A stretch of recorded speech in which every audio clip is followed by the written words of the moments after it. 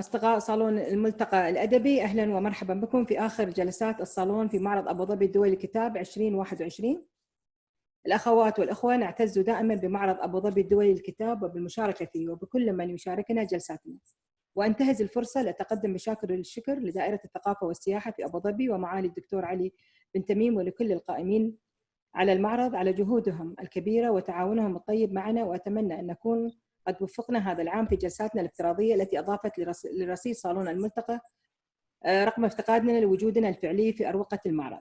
وأتقدم بالشكر لكل من شاركنا الحوار الافتراضي عبر منصة صالون الملتقى، وأتمنى أن نجتمع العام القادم وقد انتهت الجائحة. حضورنا الكريم، يقول أديب الكبير يحيى حقي: الفن هو قبل كل شيء عنوان غنى النفس واتصالها الوثيق بالكون والحياة، ودائما ما تلعب الفنون دورا مؤثرا في المجتمع، فهي فهمي من تجعل الإنسان أكثر رقيا وتعوضه عن الشعور بالنقص النفسي وتعالج هواجس وعدم الكمال داخله، ولهذا نربط في الأغلب عملية الإبداع بالعبقرية. لذا يسعدني أن أقدم لكم اليوم عبقرية عربية وموهبة فذة، هي الفنانة اليمنية البوسنية الأمريكية عالية علي، التي تعرف بأنها فنانة وسائط تجد راحتها من خلال التصوير الفوتوغرافي والفيديو والتركيبات الفنية. سنخوض معها اليوم نقاشا حول فن الوسائط، حول معناها وتجلياته وطريقته في توحيد الفنون الكلاسيكية المختلفة. الأخوات والأخوة الأعزاء، للفنانة عالية على طريقتها الخاصة المميزة في تصوير النساء، نابعة من رؤيتها لهن ونكهتها الخاصة في تصويرهن. هذه الرؤية المميزة التي جعلت من عالية موضوعا لدى أكبر الصحف والمجلات العالمية مثل الفاينانشال تايمز واللوموند والفوغ. سنعطي لأنفسنا اليوم الحق في سؤالها عن النساء الملفوفة بالأثواب عندها ورمزيتها، وهل يؤذن ذلك بتوجيه جديد في الفن، خاصة أن الاختلاف في تجسيد النساء في الفن التشكيلي مثلا هو أحد عوامل التمييز بين تياراته المختلفة. في أعمال سلفادور دالي عن المرأة تؤطر الحركة السريالية، كما أعمال بيكاسو عكست الحركة التكعيبية، وإمرأة دافنشي كانت رمز المدرسة الكلاسيكية. وهل النساء الملفوفة في الأثواب عند عالية ثورة فنية على تصوير تفاصيل الجسد الذي كان لعهد طويل معيار لمدى عبقرية الفنان؟ حضورنا الكريم، قامت عالية بالعديد من الأسفار وتنوعت اهتماماتها الثقافية بشكل كبير، وهو ما انعكس على إبداعاتها، فصار النقش لغة. وأنتجت عالية أعمالا فنية ترتبط باللسانيات والهوية والحدود والكونية ومسائل الاستعمار والازدواجية الموجودة في كل فكرة من هذه الأفكار. الأخوات والأخوة الأعزاء، أتمنى لكم جميعا أمسية مفيدة وحوار مثير. أترككم الآن مع الأخت نادية طرابيشي للتعريف بالكاتبة عالية. تفضلي بالفنانة التصويرية عالية. تفضلي نادية. مساء الخير جميعا. سعيدنا نرحب بالسيدة عالية علي، فنانة يمنية بوسنية أمريكية متخصصة بالوسائط المتعددة. تجد عالية راحتها القصوى في التواصل من خلال التصوير الفوتوغرافي والفيديو والتركيبات الفنية، بعد أن تنقلت بين 67 بلداً وأقامت في 7 بلدان مختلفة ب5 لغات مختلفة. أيضاً ساعدها ترحالها على فهم العالم من خلال تجارب تفاعلية، وإيمانها بأن الخراب الذي تسببت به الترجمة التحريرية والفورية للغات المكتوبة قد أثر سلباً على مجتمعات بعينها، الأمر الذي نتج عنه التهديد باستبعاد هذه المجتمعات عوض أن يكون وسيلة للتفاهم معها. تعكس أعمال عالية على سياسات المفاهيم المتنازع عليها والمثيرة للجدل، تلك المرتبطة بعلم اللغة والهوية والحدود والعالمية والاستعمار والحبس الذهني المادي والثنائية المتأصلة الموجودة في كل منهما. ظهرت أعمالها في فاينانشال تايمز ولوموند وفوغ وموقع هايبر ألرجيك. حازت عالية على العديد من الجوائز، وعرضت أعمالها في العديد من المعارض والمتاحف المرموقة حول العالم، أمثال جاليري بيتر سيلمان في فرانكفورت، جاليري سينية 28 في مراكش، معرض جلف فوتو بلس في دبي، معرض فوتو لندن، معرض 154 للفن الأفريقي المعاصر، مهرجان ليانسو للصور في الصين، معرض ستيلجريك في هولندا، متحف كاتسنيك للفنون في واشنطن دي سي، متحف نيو أورليانز للفنون، متحف بنتن للفنون في جامعة بومونا. كما تعمل أيضا في مجلس إدارة Youth of the World Together في صنعاء اليمن، وكلوك شوب في لوس أنجلوس كاليفورنيا. كما تعرض أعمالها في جامعة برينستون ومتحف نيو أورليانز ومتحف نيو أورليانز للفنون والمتحف البريطاني وغيرها من المجموعات الدولية الخاصة. تعيش عالية وتعمل في لوس أنجلوس ومراكش، وهي فنانة مقيمة حالياً في برنامج روزويل للفنان المقيم في روزويل نيو مكسيكو. اسم السيدة أسماء صديق المطوع، مؤسسة ورئيسة صالون الملتقى الأدبي. سعدنا أن أرحب بالمبدعة الفنانة عالية علي في جلسة افتراضية جديدة وحوار معها تحت عنوان لغة النقش. أهلا وسهلا فيك ست عالية. السلام عليكم ورحمة الله، فشكرا لهذا التقدم، شكرا لكم وشكرا للعزومة. الله يخليك. ستيفن معنا، الصديق ستيفن هو الوسيط بيننا وبين عائلة، هو الجسر بين الإمارات لحد ما وصلنا لوس أنجلوس نقابل عالية. ستيفن, the floor for you. Yes, I'm. Welcome, Stephen. Thank you, Asma. Thank you. I'm privileged to be with you, and I'm delighted to introduce my very, very dear friend Alia. What I particularly admire in Alia as a person is her generosity of spirit, and I think that that same generosity comes through in her work. Alia never dictates anything. She invites viewers to interpret and to see. She allows the viewers to really interpret what is seen and what's imagined. For me, her work is about inclusion and exclusion, identity, and the essences that we present or that we conceal. What I particularly admire is the sense of beauty that she brings to this. So yes, delighted. Thank you, Alia. Thank you, Asma. Thank you. Thank you so much. شكرا لكم كلكم وشكرا لكم لحضوركم. I'll be presenting this in English, and then we can also take questions in both Arabic and in English. So first of all, I'd like to do a huge thank you to Madam Asma and Nadia and all of you for inviting me. It's such an honor to be here. It's always an honor to share with not only women but readers. And I think there was sort of the fact that this is the Abu Dhabi International Book Fair. You might wonder, why is there an artist? And I guess this is where Stephen comes in. Stephen, thank you so much for your mentorship. Some of you might be joining us a little bit later, but Stephen is one of my greatest mentors, and it's because of Stephen who really championed me to continue my work as an independent artist. So I thought that maybe I would explain a little bit about myself, about how I came to do this, and you'll probably find how and why it was that I was invited, because the main anchor point is in fact language. And then I'll share 3 bodies of work which really focus around language and the usage of how I interpret it in my work. So I come actually, as I'm described, coming from Yemen, Bosnia, and the US. I was actually born at the time of 2 countries that no longer exist. Yugoslavia, at the time, I was born in 1985, and it was in Yugoslavia and South Yemen. I'll go ahead and share. Let's say, inshallah, here we can. So my parents, my mother is Bosnian and my father is Yemeni. Between them, they share 7 languages. So they are linguists, but as they both speak 7 languages between them, they in fact only share English. So we grew up for the first 7 years, moving around quite a bit, but our main anchor point until I was 13 was in Yemen. It was actually in Sana'a, and perhaps many people tend to think about Yemen as a place that either might be dry or with its beautiful architecture, but I actually come from the borderland, what was in the middle of North and South Yemen, in an area called Taiz. This is our village, and so it's full of green, it's lush. But also, having said this, I come from, as many of us do, from an oral history, an oral culture where our stories and our narratives were actually carried down. Even our legal systems were carried down through through oral kind of transmission.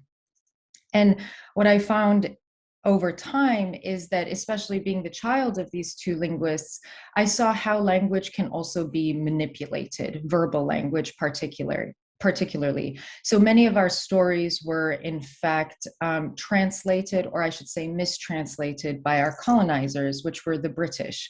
So in the, you know, what eventually was put onto paper was something that there were sort of changes to the narrative based off of who it would serve. And in fact, it wasn't for us, because it was for a language that wasn't ours in English, and for people who weren't us. And so I find right now that when I look at Yemen, even from a young childhood, when I look at Yemen and I see images on Google, really Yemenis are seen for our suffering, through our suffering, but not through our beauty.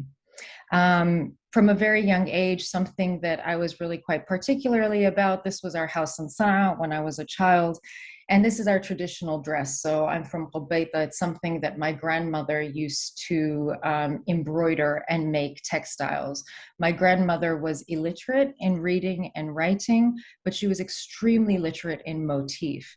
And so simply because we don't document through the verbal written language, it doesn't mean that we don't document. In fact, the documentation comes in textile, and thinking about it even in English, the word text comes from textile. It's not the other way around.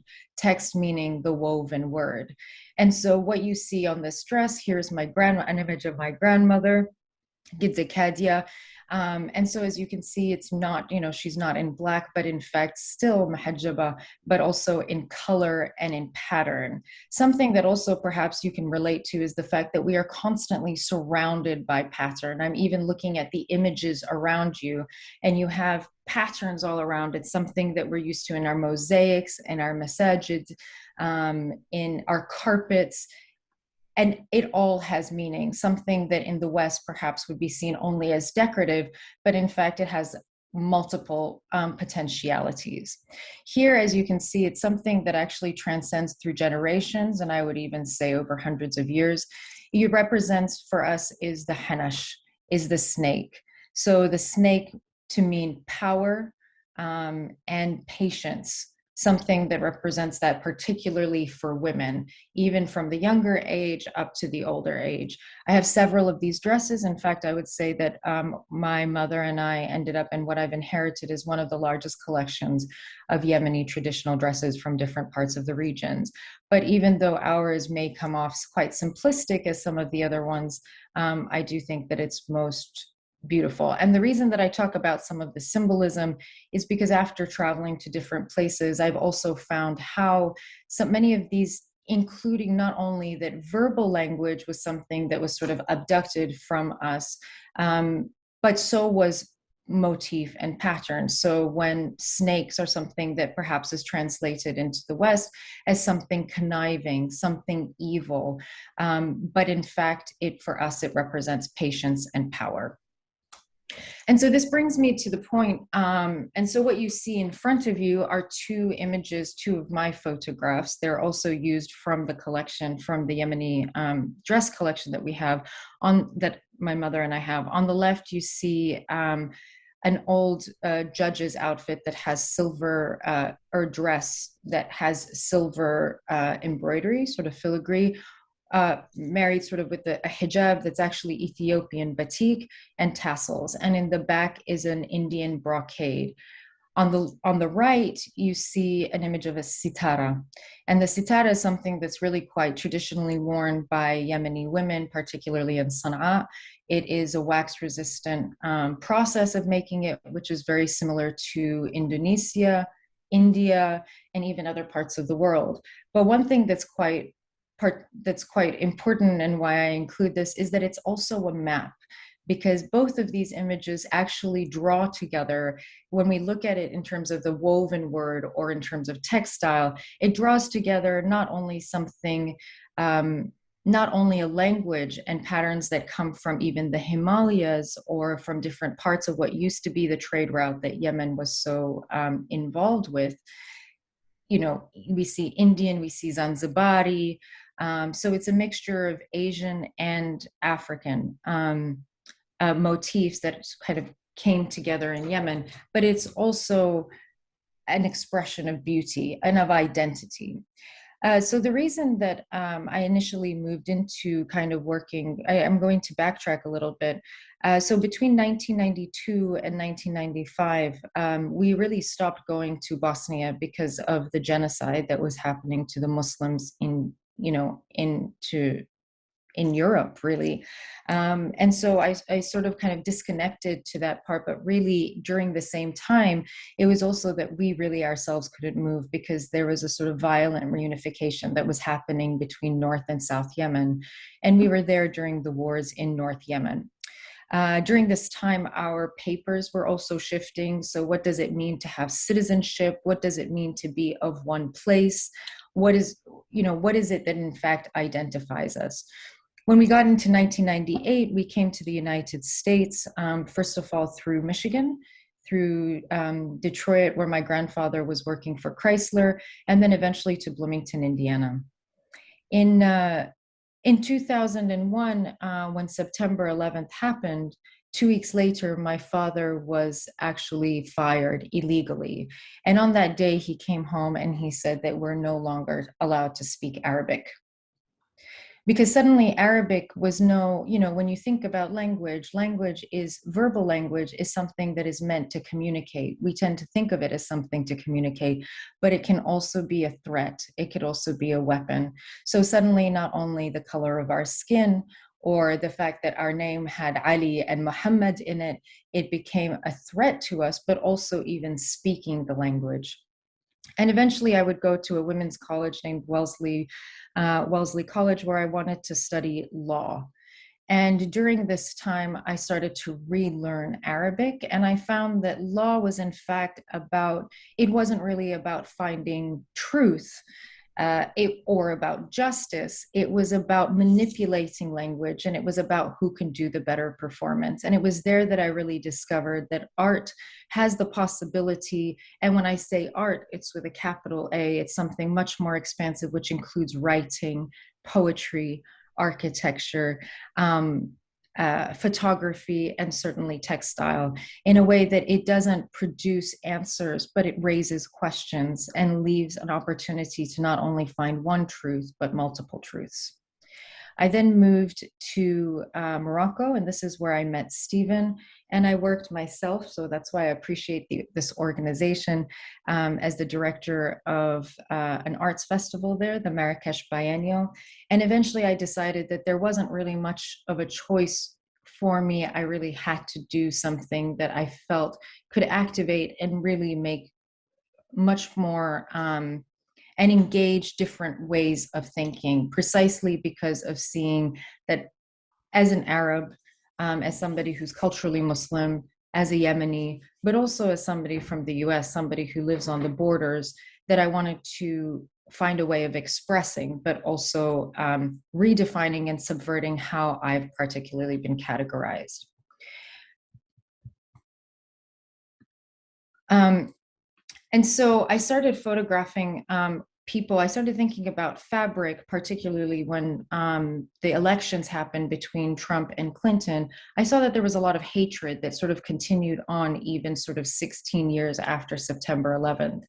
And I started to look not only at Yemen, but I also started to look at other places in the world, how they were defined. And one of them, particularly in the United States, was Mexico. There were some horrible things that were being said about different groups. Some of them, one of them was Mexican, and I don't see the reason of repeating it.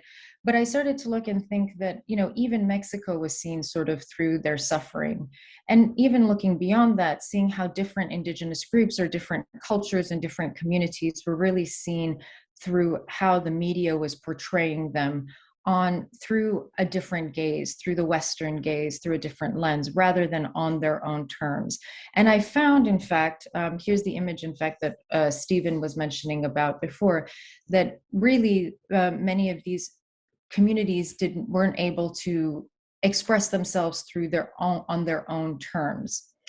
And so I began in Mexico, in Oaxaca, which was in the southern part of the country, and it is extremely rich. While Mexico might be seen in the media as a place of drug cartels or a place that, you know, the United States citizens go and vacation, it really wasn't embraced for the beauty and the sort of ancestral knowledge that it carries. And of course, through its colonization. So here's a perfect example of what I spent 1 year going to 11 different regions of the world. And I began with Mexico. I guess I'll go here. I began in Mexico. I went to Uzbekistan. This is the trajectory. Indonesia to Java, Japan, Vietnam, on the border of India, Vietnam, and Laos, India, and then to Kenya. And I worked with masters for 5 to 6 weeks where I would show the camera, and then we would sort of discuss the different fabrics in terms of how they were made, what was the meaning of the different patterns, how they were put together. And really, all of these communities did not really work with, did not document through verbal writing, but rather because they came from oral cultures, they documented through their textiles. And I find that this one's particularly interesting because the person here actually photographed is Irena, who is illiterate in reading and writing, but is very literate in motif. And you see that there are 3 bands. And if you get closer to it, it actually marks the history of the Zapotec. The Zapotec, which was an indigenous community, which is one of the more ancient civilizations that was erased through Spanish colonialism. And this form of weaving, the last time that it actually appeared were in the 1940s. And it disappeared. Because like language, it has to be practiced. Irena, who at the time was believed to be in her mid-40s, actually relearned how to weave this.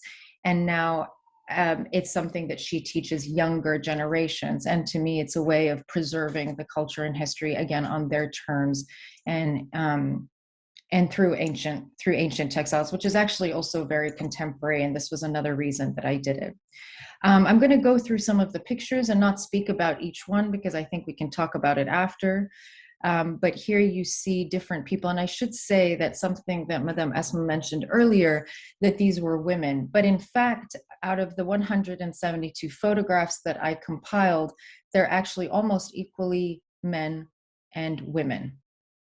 And I think that immediately is something that I would like to kind of draw attention to, that actually breaks our notion that fabric and textile and pattern is something that's only produced by women or for women, when in fact it's something that's human. It's something that is something that we all have in common, in the fact that we are born in it, we eat on it, we sleep in it, we define ourselves by it. It protects us from the environment. It becomes a way of defining ourselves, but also eventually we die in it. It's something that connects us, but simultaneously divides us. And here, for example, is from the Red Zhao. And this is a community that actually exists on the border of Laos, China, and Vietnam. This is Tamay, and they do not define themselves by any of these countries. They're much more ancient than the borders that were drawn around them. Their language is different. Their identity is different, but it's been preserved really through the textiles. And so even the meanings, as you'll see, there are sort of rice paddies that are defined by these patterns. There's water. It's empowering, but it's also a reminder. And what is actually on the head and around the hands is something that embraces the child. And it's the sort of infinity and the continuation of life. So these meanings are quite transcendent. And I think that it's something that actually works across. And what I ended up finding is this sort of solidarity in this sort of indigenous languages that kind of, that really surpass any sort of border or even ban or politic. Although really the textile themselves do become political. Here we have Rajasthani motifs that are used. And I think there's something about, rather than seeing these cultures, I think another intention of this is as something very much like in Yemen. And so for our tribal cultures, as something that is primitive, in fact, is very sophisticated and something that is very developed. Even in this case, you'll see it even carries something that's Islamic. So this is in India, where in Udaipur, where on the left, you'll see there's this, everything about it is perfect, it's circular, but there's just a little drop there that's intentionally made, that's an intentional mistake. And that's in a way to ward off the evil eye. And in this way, we see it not only as a way of expression, a way of beauty, of defining where one comes from, but it's also a way of protection, just like the mirrors.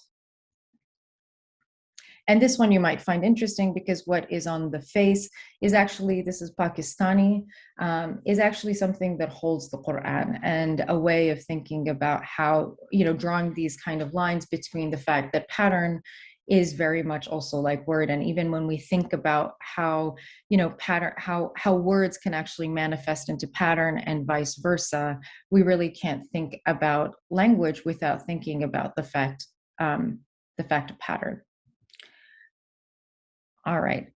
So this is, here we have Uzbekistan. If you'll see as well on the left, you have the evil eye. You see the pomegranate in terms of, as something also that's, translated across not only Muslim communities, but even Jewish communities. And really is the essence of this in itself is also the map, because there's also this anchor that had happened during the Silk Route.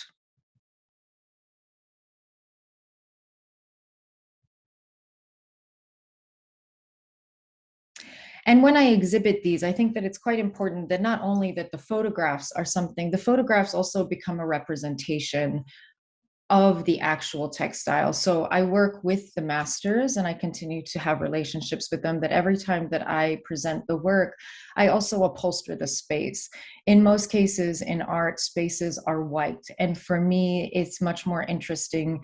And a lot of the spaces that we look at are really in terms of the walls, but what we miss are the things that are actually sort of being hidden in plain sight, very much like these individuals. So the corners, certain, like sort of the benches or certain particular objects that are in the room that we tend to edit out of our vision. And so I choose to actually accentuate them with the fabric. And it's a way of also making them tactile. In terms of the photographs are also, I think about them as windows rather than mirrors, ways of looking into another place. And I think it's also about power. So at one point, it no longer really becomes about what the fabric, who is on the other side of, about the fabric itself, but also who is on the other side, and removing the possibility, the power from the viewer to say, what is it that we're so afraid of looking at the other side? What are we afraid of including that person into society or in our conversations and in our narratives? Why is it that we exclude them? And so in this process, I don't give the viewer the opportunity to see who's in the back, behind the fabric, but rather think about what is it that sort of differentiates us, and really seeing them, like I mentioned earlier, in their royalty. And here you see, I also upholstered this, an upcycled couch to sort of draw those connections and even break the barrier between what is a 2-dimensional and 3-dimensional space. The next series I want to talk about is hub. So after that, as I mentioned earlier, this idea of how the Arabic language is something that has become, particularly in the United States, which I can speak about definitely in the rest of the world, but I'll speak about that, is the fact that Arabic language has become something quite violent. It's been seen as something violent. It's something that's sort of been abducted, particularly from people of the diaspora. So, and people who have migrated away. So from where we were rooted, this idea that since September 11th, I've been quite obsessed with looking at words and how language evolve. A good example of that is, for example, the word madrasa. If I were to type in the word madrasa in English, madrasa, the first thing that comes up is the fact that it's a sort of training camp for terrorists. It's a way that people kind of translate Wahhabism. It's somewhere where the Taliban, which brings me to the next point, you know, that the word Talib or Taliban is something that's seen as a sort of violent word. It's a violent group that sort of enacts terror. But in fact, if you type that same word into Google in Arabic, so mim dal ra sin ta marbuta, you'll find that it's just a school. Obviously, if you write the word talib, it's just, you just see pictures of children and of scholars. But if you write it in English, you actually see people with guns and you see violence and aggression. And it makes me think about how language, in fact, can also be abducted from us. So when we think about, you know, somebody, if I'm in New York and I have to do a code switch, I'm speaking to someone on the phone in Arabic, suddenly I enter into these spaces and we have to immediately switch into a language. And even more dangerously, our language starts to get really warped. So rather than saying, you know, أنا طالبة في المدرسة, somebody might say, you know, oh, well, this person's a terrorist in a training camp. All I'm saying is that I'm a student in school. So suddenly I would have to change أنا student في السchool, and it starts getting obfuscated. And so this is a way for me to think about, how do I start reintroducing these words and start to sort of subvert it and evolve it into another direction. And the most natural way for me to come to that is by introducing the word love, hub. And not only that, but not only to think about the fact that love is that hub, that in Arabic, the language comes from roots. So it doesn't only have one meaning, one truth, if you will, as you would find in English, but it has multiple truths. So just by changing the harakat of it, it becomes the word for seed and to nurture. And in a way, this series becomes a language lesson. So if you'll see here, you know, there's also these multiplicities, because there's also not one way of loving, but there are multiple ways of loving. And so if you see the names on the bottom, this one is called asl. And even asl, you know, comes from origin and from the source. It's a way of kind of demonstrating the expansiveness of the language, and that there's not only one meaning. Here's and that's. And this idea of, you know, who is on the background is also something that I turn to think about in terms of, you know, looking back also to Arab and also Muslim communities around the world, that there's also not very pre-described ways of loving, who gets to love who, and so on.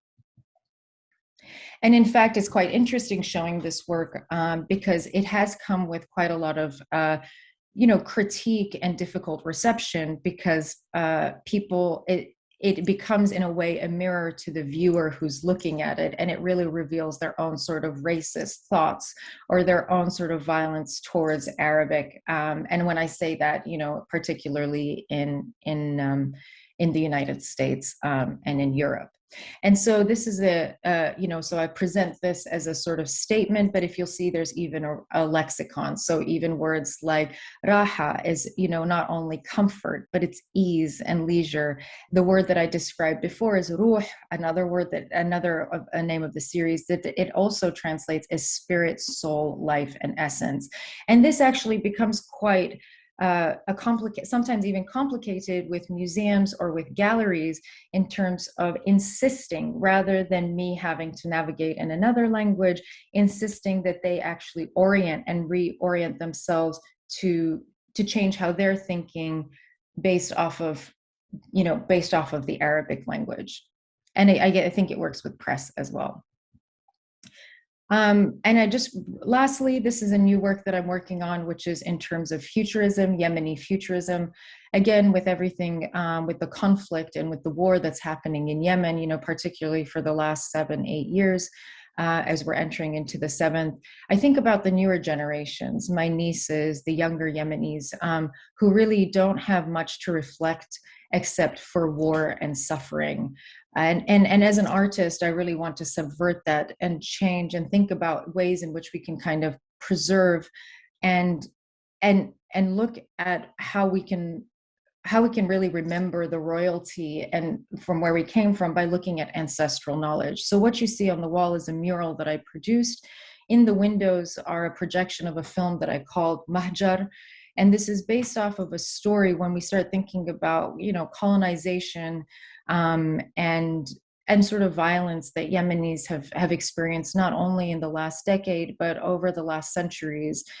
You really have to kind of push back even farther than that. So almost, even pre-Islamic, not only 1400 years ago, but even to 3000 years ago, and particularly thinking about the woman. So, Yemen is known also as Saba, from 3000 years ago. So we think about the land of Sheba. And Melikat Balqis was the one who she was the most powerful ruler of the time. And but even her name has become sort of erased, just known as the Queen of Sheba, for example. And here, I think about the story when I look at that, this idea that we were so rich in the trade of frankincense, frankincense and myrrh. And because of that, we're able to develop really a rich history of artifacts that no longer that have actually been fragmented. They've been looted, but they're also now held in museums quite far away, which Yemenis don't have access to, not only because Yemenis cannot access them because of visas, bans, and borders, but also because of, even the simplicity of like museum tickets. And so how do I, as an artist, sort of create and bring together a fragmented history into something that is beautiful, something to be proud of?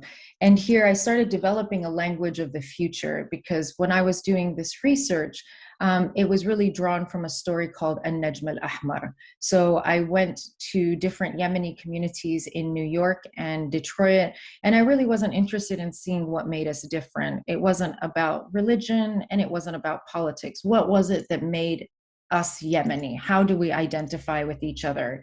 And among other things of like bukhur and the food and the way that we greet each other, I was really quite it was also about our myths and the stories. And one thing that came was a story about An-Najm al-Ahmar, where Melikat Balqis at the time, rather than going to see Solomon or Sayyidina Sulaiman, was in fact, when he heard through the birds and through the animals that they would communicate through about the power of this matriarch, that he wanted to meet her, and that she insisted that he brought her a gift the size of her power.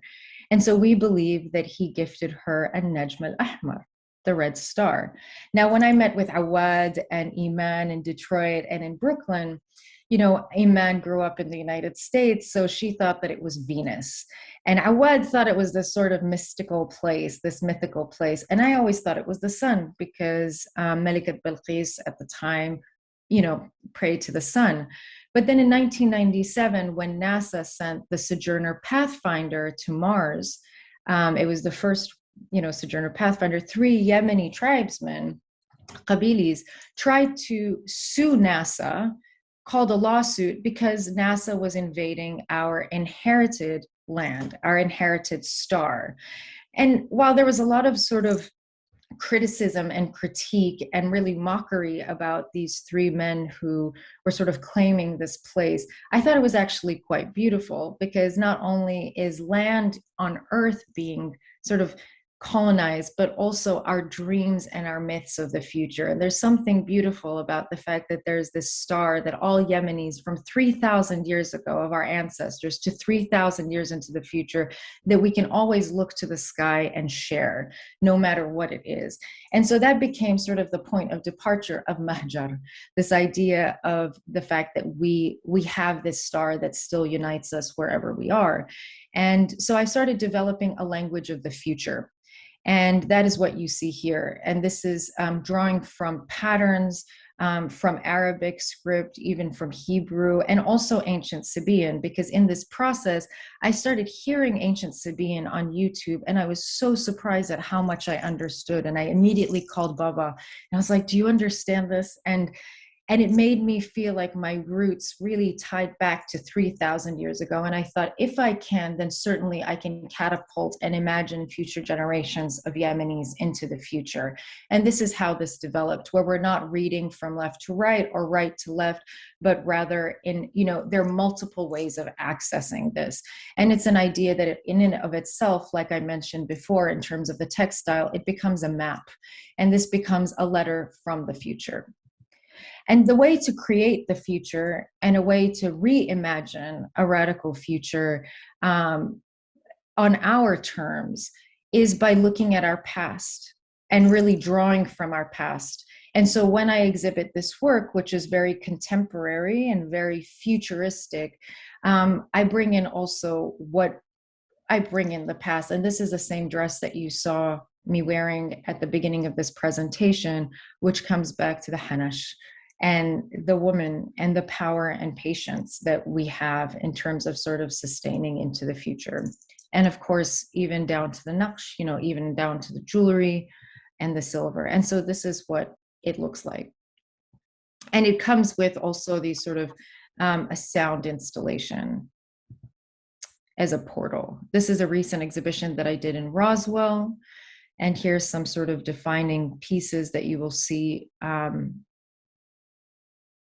that sort of tell the history. I also tie in other stories of Al-Ankabut, which of course come from even, from the Quran and from, Islamic traditions as well. And it also draws on not only Yemenis that are Muslim, but also Yemenis that are Jewish of the diaspora, and also Yemenis that are that have sort of not been able to come back, but a way of kind of tying us together with the sky. Not only do we have language and textile in common as humans, but something that we all have in common is also sky.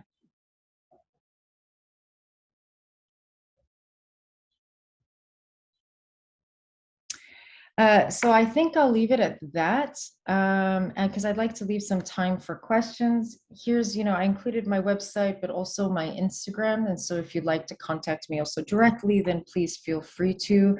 I'll stop sharing so that we can maybe get into discussion and I can take some questions. Thank you عليا على العرض الجميل وحبك للغة والعلاقة المشتركة للنساء هو الباتن واللبس والمعنى المختلف، يعني باللغة تحمل معنيين. ومثل حضرتك موجودة في دول غربية، في دول أن الواحد حلو يوضح أن أهمية اللغة وأهمية المعنى الحقيقي وراء اللغة. أتصور أنت عندك رسالة نبيلة، هي رسالة السلام، رسالة المحبة، رسالة تجمعنا مع بعض، خصوصا إحنا النساء. يعني كنا نشترك مثل ما تفضلتي، اللبس يكون نفس الباتن from يعني الهند، أو نحن عندنا بالإمارات أو المجتمعات، نحن دائما نشارك في نفس الباتن يعني ونفس الروح. أتصور أن أنت عندك رسالة جميلة، ونحن كلنا سعيدين أن في امرأة عربية جميلة تقدر تعرض لوحات السلام وتحويل المعنى الحقيقي للغة إلى معنى حب. وأتصور اليوم أفتح الحوار للصديقات بالسؤال. أعتقد في عندك سؤال من الأخت رنا، تفضلي رنا. شكرا. مساء الخير. يعني عليا ما بعرف شو حقلك، فعلا أبهرتيني. وجدت أنه شخصيتك بتشبه المادة اللي عم تتعاملي معها. أنت عم تتعاملي مع نسيج، مع قماش يلي هو عبارة عن خيوط تتعشق وتتداخل لتكون نسيج واحد.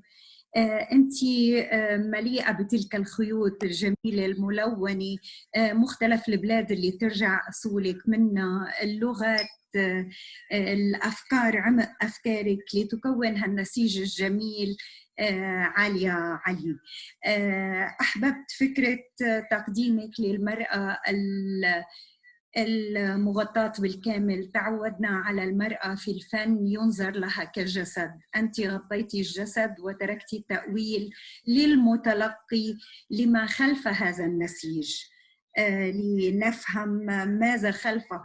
منهم من يرى عقل، منهم قد يرى جسد. أنت تؤمنين أن الصورة أبلغ من الكلام وأبلغ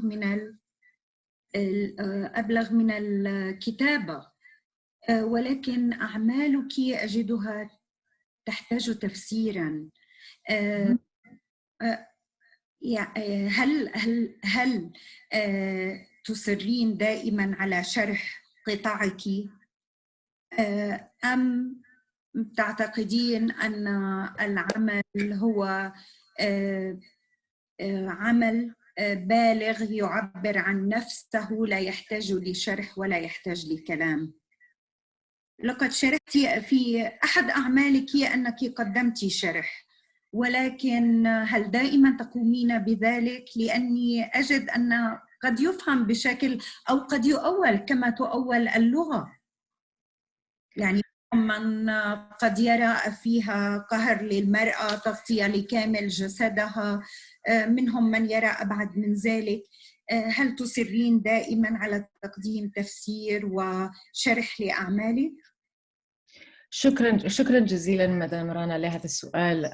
فأنا بجرب أن أجاوب هذا بالعربي، ولكن نعم أنا أعتقد أنه مهم جدا. أنا أصلا يعني كأنني أنا نفسي مرأة، أنا عربية، أنا كبرت في بيت مسلم، وأعتقد أن أكثر الحاجات اللي يوصلوني أنا هو كل حاجة يعني خصني لازم يعني يكون هناك يعني تشريح. ففي الفن أعتقد أنه هو كمان مهم أن يكون عندنا مكان فين الإنسان اللي يشوفه عنده كمان فرصة ليفكر. يعني الفن هو أصلاً رحلة. فأولاً لما تبدأ تشوف على حاجة، ممكن عندي كثير من الناس اللي يشوفوا الصور ما يفهموهاش أو هم زعلانين لأنهم حتى يعني نسوان عربيين يعني يكونوا ليش الحجاب، نجرب يعني نخرج من هذا يعني أو أن هذول الناس هذول النسوان أصلاً هم كأنهم في سجن. ولكن هذه هو اللي يبدأ الكلام اللي لازم، الحوار اللي لازم نتكلم عليها، لأن ما فيش الناس اللي يتكلموا عليها.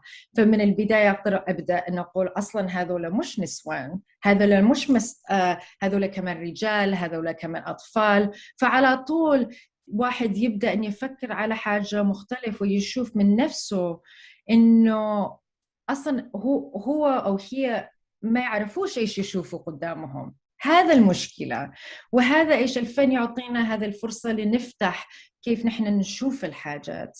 ونعم هو مهم لي أن أكون في أكثر المعارض اللي أنا أفعلهم. كثير من الفنانين مثلا هم يخلوا الفن يكونوا مع الجاليري أو مع الميوزيوم، مع المتحف، ليجهزوا المعارض حقهم. أنا دايما هو مهم لي أن أكون هناك، وكمان مع الناس يعني أفعل حضور. I do a lot of talks كمان، لأنه هذا كمان طريق إنه في التاريخ نشوف إن قصتنا، الناس أخذوا قصتنا، وهم اللي كمان في نهاية اليوم اللي يفعلوا they're the ones who define us.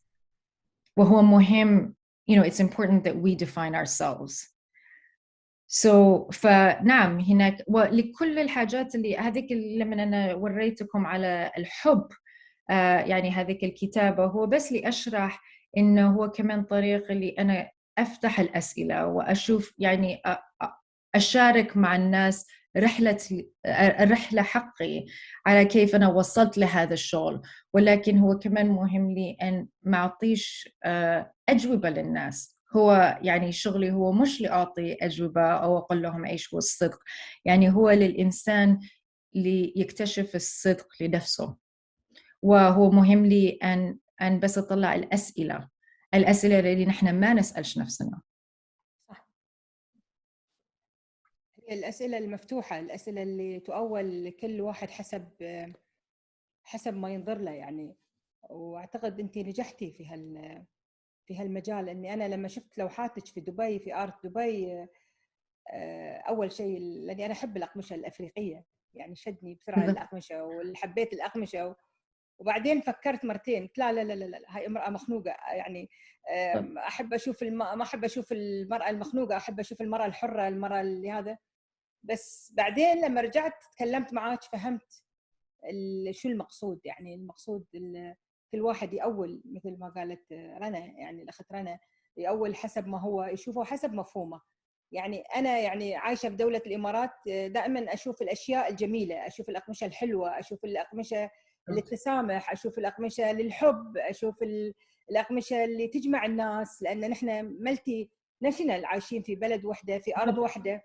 يعني أشوف أنا تمازج الجنسيات، تجمع الناس، يجمعنا أرض واحدة، محبة واحدة، حب واحد، لأن يمكن كل واحد يشوف حسب القضية اللي تهمه. يعني وأنا أتصور لما شفت الأقمشة اللي نحن نلبسها، يعني يمكن نلبس اليوم قماش أفريكاني، ثاني يوم هندي، ثالث يوم، يعني أعتقد أنه هو مزيج دولة الإمارات العربية المتحدة، اللي هو مزيج الديفرنت هذا، وخصوصا شعار الدولة عندنا هو التسامح والمحبة. ودائما نحن نؤمن بالشيخ زايد الله يرحمه، اللي ما عنده ماضي ما عنده حاضر، he didn't have past, he didn't have future. يعني أتصور أنت لما شفتك، أنا شفت الأمثلة والحكم اللي أنا تربيت عليها في هالوطن في هالأرض، يعني شفته مختلف. يعني وأتصور هذا نجاحك، أن كل واحد يشوف حسب قضيته، يعني حسب اللي يشوفه. يعني أنت نجحتي أن توصلين الفكرة، أتصور يعني نجحتي 1,000,000%. وحب بسألك سؤال، يعني ما هو سر ارتباطك بجدتك؟ يعني ايش معنى هي الجدة اللي البذرة الأولى أو الحبة الأولى مثل حب وحبة اللي أثرت في شخصيتك؟ كيف دور الجدة في حياتك؟ جزاكم الله خير أولاً لكل حاجة اللي قلته. فنحن كمان بدينا على هذه الرحلة بالضبط كيف أنا شرحتها، هذيك القوة الفن اللي كمان يعني يجمع كلنا هنا. وعلى جدتي، هو مش بس جدتي، هو كمان أمي وجدتي، يعني جدتي من جهة أمي، وكمان جدة جدتي وجدة جدتي، يعني وكمان حتى رجعنا لملكة سبا، وهذا هو لا ملكة بلقيس. يعني هذا هو القصة اللي هو كمان مهم لنا كنسوان، لما ننساش النسوان من فين جينا.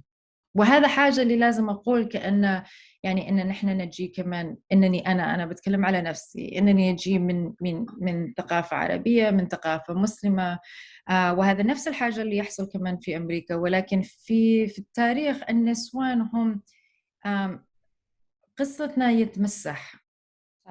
فهو كمان واجبنا كنسوان، مش بس لنفسنا ولكن كمان النسوان في المستقبل، البنات اللي باقي ما جاوش في هذا العالم، اللي نحن نتأكد إن نحن كمان نحط يعني our print، يعني الخطوة حقنا. ولي أنا أفكر على بنات أختي، بنات أخي، إنه كيف أذكر جدتي اللي ما كتبتش، يعني ما تكتبش بالعربي ولا ما قرأتش، ولكن هي عندها كل هذول الملابس والفساتين اللي فعلها. فين قصتها؟ ومن بيكتبها؟ ومن بيتكلم عليها؟ لأن جدي هو دايما هناك، لأنه هو في اسمي علي محمد ردمان، ولكن فين كادية؟ وفين مبرة؟ وهم النسوان اللي يعني كل هذا هو كأنه رسالة الحب للنسوان اللي كبروني، حتى النسوان اللي أنا ما تعرفتش، اللي كانوا قبل 100 سنين. فنعم، يعني هذه كمان هذه لهم، يعني وهذا كمان يعني لكل الحاجات اللي النسوان يفعلوا ولكن مش متعرفين عليها ممكن. وهذا في هذا الطريق هو كمان واجبي اللي اكتبها. هذه جاوبكم شوية؟ نعم، يعني أنت أعدتي أرشفة للمرأة اللي ما انذكرت في التاريخ. يعني أنت بالعكس يعني عملتي مثل بصمة يعني لوجودهم وأثر، يعني يعني بينتي الأثر اللي هم خطوات يعني في تنشئتك وفي تنشئة المجتمع. يعني المرأة هي نصف المجتمع وتربي النصف الآخر. يعني المرأة هي موجودة في كيان كل إنسان. يعني في سؤال من الفنانة التشكيلية عندنا كريمة. تفضلي كريمة، فنانة تشكيلية بعد نفس الشيء فوتوغراف إماراتية. تفضلي. السلام عليكم.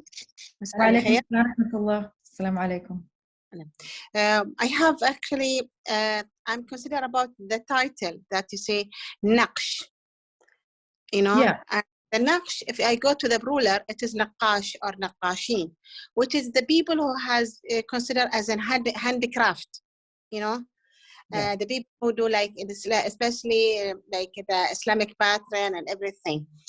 Yeah. So when I saw your work actually now and your presentation, is give me the idea. Do you want to leave a print or naqsh your background and your work, so the people that consider you as a handicraft, okay?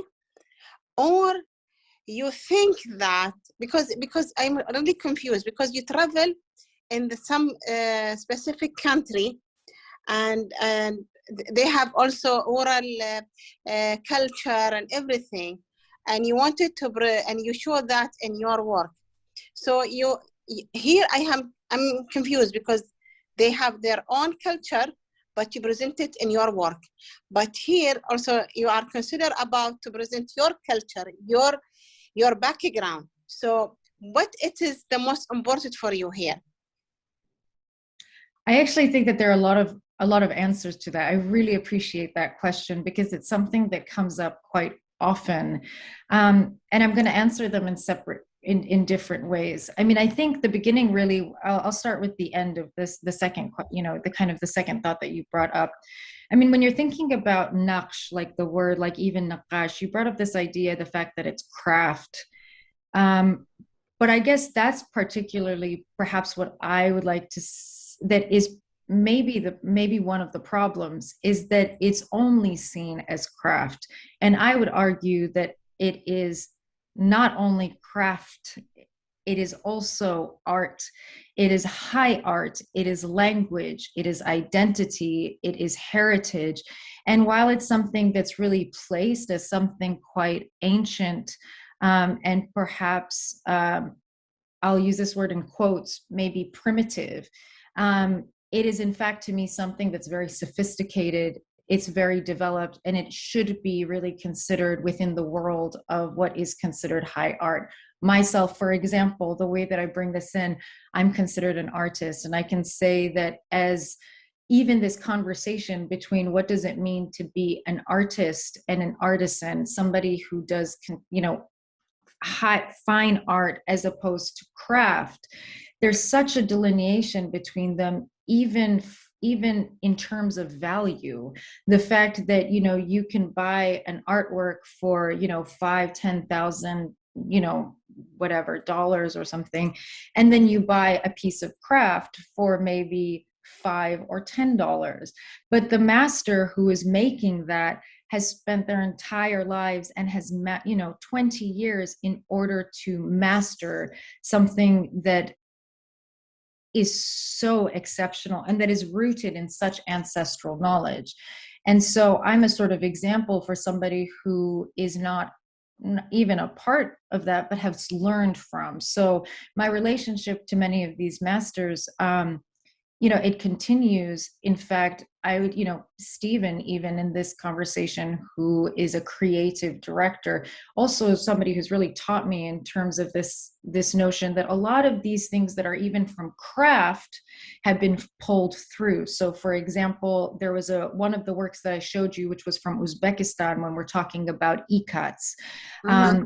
Ikat is something that I worked in Yodgorlik factory, which is the oldest factory that still exists, where everything is done by hand from beginning to end. There are 13 different stages in order to create this extremely complex fabric that also sort of embodies not only different cultures, meaning, symbolism, but is also quite contemporary. So then you have Oscar de la Renta, who's a fashion designer, who goes in 2013, and it becomes a part of his,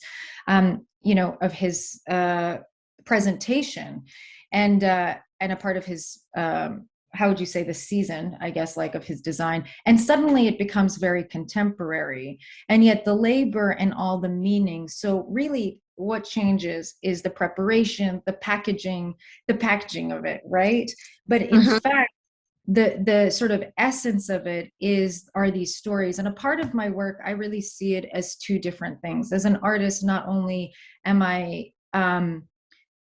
do I see that my responsibility or my work or how I define my practice as being only about expressing and creating, but it's also about archiving. It's also about drawing attention to stories that have themselves been sort of erased or not acknowledged. And for that reason, when I show that particular body of work, Borderland, there's always a list of the master artisans who are actually sitting under the textiles so that people can directly contact them in order to get the textiles from them. Mm-hmm. So it's not only showing the photographs, but also that there's no third party, so that people can, acquire also pieces from them. And it's a way of integrating that and saying, perhaps these fabrics actually do exist in a contemporary setting. And Clarissa Esquerra, who's a curator, just recently, about 2 years ago, presented an ikat series at the LACMA, at the Los Angeles County Museum of Art, which is a contemporary museum. And I think that that's very sort of forward thinking and very progressive. If we stop looking at it as craft, but actually as art, and in that sense also value the masters who are making it with a much higher respect by knowing more about it. Yeah, does that sort of answer your question? Yeah, because actually when I start doing about my research about the Emirati burqa, because I also, like you, I approach the factory and the textile department, then take this part and change it to be as a contemporary artwork, It's just, and also I want, when I do it, I like to present the history of Emirati burqa and what the value about it, what it is show, and the identity and everything. Even it is a textile pieces, but you needed to show especially the people, the new generation, what it is mean. And it is like Yeah.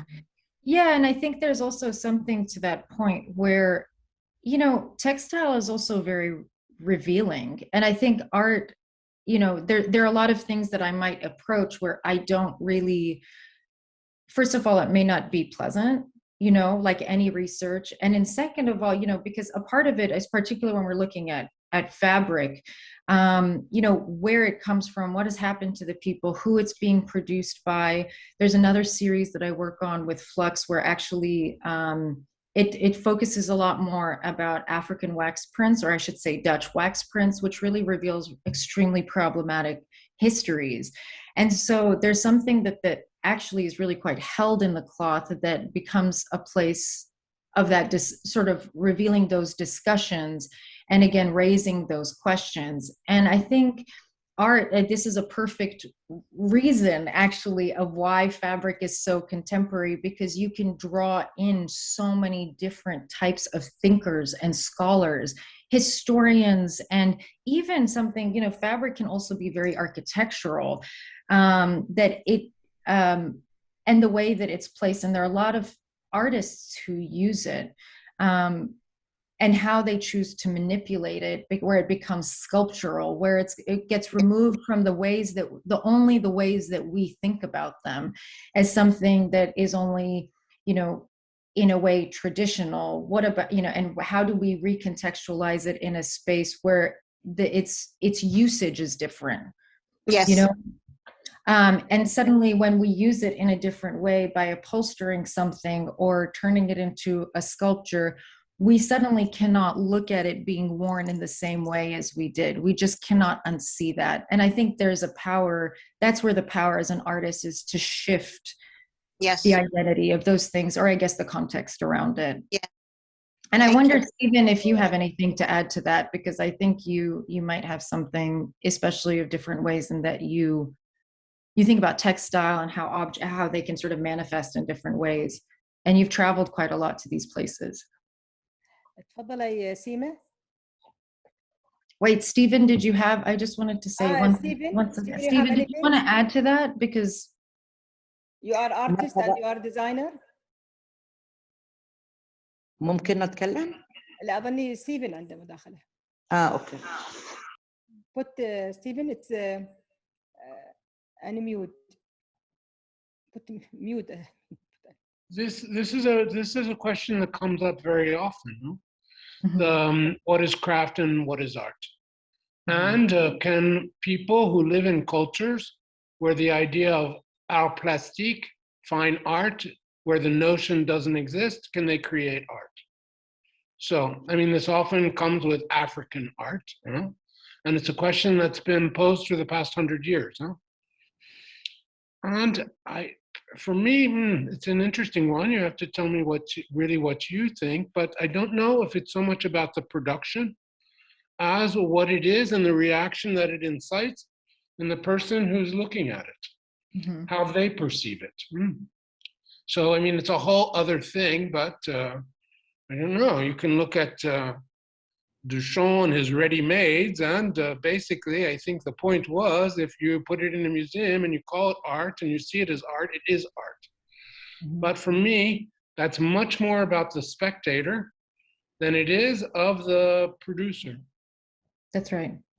That's right. And I think that really brings it. I think that's really beautifully said, because I think in that respect, sort of just as I mentioned, you know, what it is that you do with it, how you manipulate it, how you move it, and depending on whose fabric it is. You know, I mean, for example, when I showed you some of the work of the Borderland, it was, you know, of course it's tempting to look at it for its aesthetic purposes. And you see that this pattern or this other pattern would look so beautiful together, but I couldn't put them together, and I didn't want to, because there's something about hearing, listening, and seeing that particular community and that particular culture, there's a meaning by putting two particular fabrics together, you know? So if I had my dress from Qubayta with a dress from Hugariya, just because they look beautiful together, well, they're actually carry very different histories, you know, from these two different parts of Yemen. And so I think there's also that intention, but what you can do with the textile is, again, put it in a different way in which people can revisit it, reimagine it, than from what they're used to seeing it. Thank you. Thank you. سيما تفضلي سيما. مرحبا. Asma, we really thank you for this great actually opportunity to see Alia and her discussion and her beliefs. Alia, with looking with all the portrait and all the pictures that you displayed, very amazing, very stunning in the way that it's being displayed. With the cultural issues that you raised, do you feel with the time that affected and raised awareness to the people, Yemeni people themselves, and to the awareness to the world? How much your art have been affected to the education awareness of other parts of the world? And obviously, I mean, for us to see that the difference, all the reflection, the second part of the question, that all you are putting it, that the Yemeni woman is behind this material. So is that change? Do you feel that after all this has been changed, the view of the people? Thank you. Yeah, thank you for that question. That's a good question. And I guess I'll reiterate, because, you know, I will say most recently, I mean, particularly like with Borderland, it wasn't only Yemeni and they weren't only women. And I think that's sort of the point. You know, it's also about drawing. It was, for me, that was in a way, I mean, I did just recently finish my master's, you know, my master's degree. But in fact, that year of traveling and meeting with master artisans was like another sort of master's degree. It was another sort of learning that you can never get in an institution. And so, you know, really honoring the power of how, and giving agency, you know, people who do have agency to be able to express, or at least try to find a way that there's an expression, there's stories that that we choose to not see, but rather we want to like collect, right? We want to hold on to, we want to collect it, but not necessarily understand the meaning of it.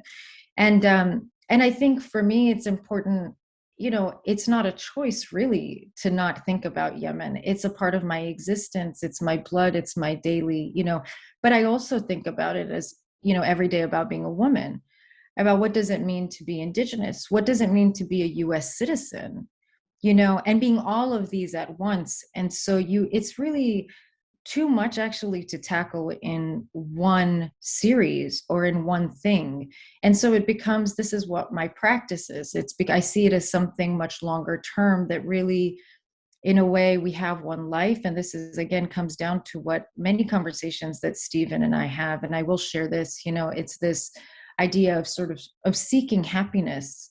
And that's really important, and of knowing oneself. And I think that that's a privilege in a way, particularly, you know, in a way, somebody could look at my history as something that's tragic.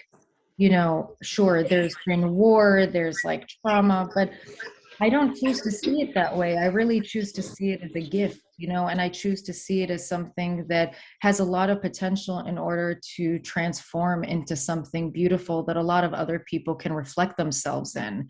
It's just that they may not have the place or position or opportunity to be able to manifest it into something that is quite unique and, I think, beautiful, at least. And so at least it is for me. And I hope if it resonates with people, which in some cases the work really doesn't resonate with people. But to be honest with you, even if somebody, and I've had this where people come and are so angry with the work, then I've succeeded because it created a reaction. That means that there's something there to discuss. There's something there to unpack. You know, it's like if somebody comes like, well, I can think one way or the other about it and feel indifferent, then there's more work to be done. Or maybe, you know, everybody, even though there's so many things that all of us in this room share with each other in this like Zoom room, you know, being from, you know, similar place, similar background, being, you know, brought up in a similar sort of language, reading from a particular direction, we are all looking at the same work in a very different way. And that's the point. And I think I guess my goal or my intention from this is that I do it in the process of making work, I do it to discover things about myself, to try to find answers.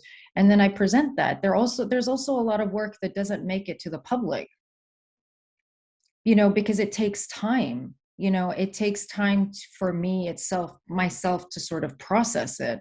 And eventually one of my faculty members from my undergraduate from Wellesley, his name was David Tang Olson, and he said, you know, the work really begins, it's not in the studio, the work begins when it's on the wall, when it's exhibited, because it's only then that you start to kind of have a conversation, and it's you bring it out into the world, and that's where your also mind sort of expands.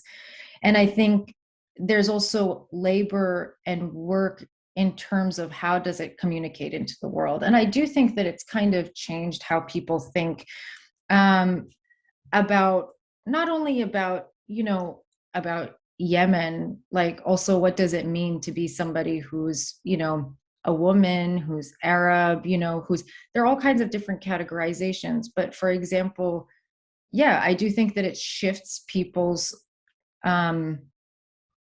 understanding or preconceived notions, I guess. And I think sometimes, dare I say, that artwork has a potential of being a lot of things, but it's certainly one of them is being a prop to have very intimate conversations. You know, I could have 3 people looking at the exact same work, and one person would see their mother in it. The other person would see someone being suffocated and imprisoned by it. And then, you know, the other person would just be overjoyed by the color. And there's something about it that's really reflective about their own ways of seeing. So I hope, yeah. Thank you.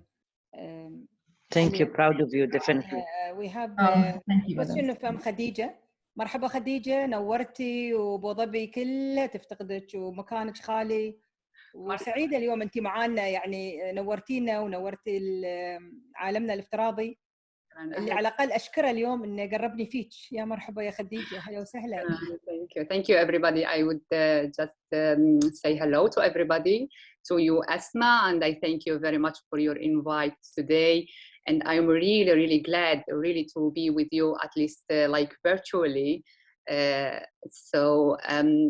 First of all, I would really like to thank your guest, the artist, because it's really rare today to see such an artist with how I have seen. Unfortunately, I didn't get to know before or to attend to any of your exhibitions, but just like from now and. Assuming that I'm living in Prague, it's a city of art, so I know very well what you are exhibiting. But I've seen actually that your work is more than an art just to exhibit. I've seen behind it a message to deliver. I've seen a mission from an Arab artist coming from such a country, a rich country as Yemen, to deliver many, how to say, ideas, and correct understanding of others is not an usual work from Arab artists. I would really to say thank you very much, really, for being here, for being an Arab artist, as we are all proud of such people, really, like you, because you are the one who are spreading the words in assuming in the Western countries, because I'm living here. People are struggling to understand Arabic culture, struggling to understand our mission, you know, as to correct understand how you have done here. I see as a diplomat, I see today that the politics have failed, really, and the diplomacy have failed, really, to unify the nations. So it's time actually for artists, I think, without borders, to do this for us. My very quick question to you, how do you evaluate your success of your work, assuming that you are an artist with a message to deliver? Thank you. مشكورة خديجة، مرحبا فيك. I'm so incredibly honored by that. That's a really beautiful comment, and I'm really grateful. Thank you for sharing that. It actually means beyond what you can imagine. So thank you. And it's wonderful to see that you're in Prague. I have several exhibitions coming up, which I'll be sure to mention. So perhaps, you know, things will be a little bit easier with COVID and things, and you'd be able to come and see them. But I'll answer your question first. And I think in terms of how do I guess measure my success?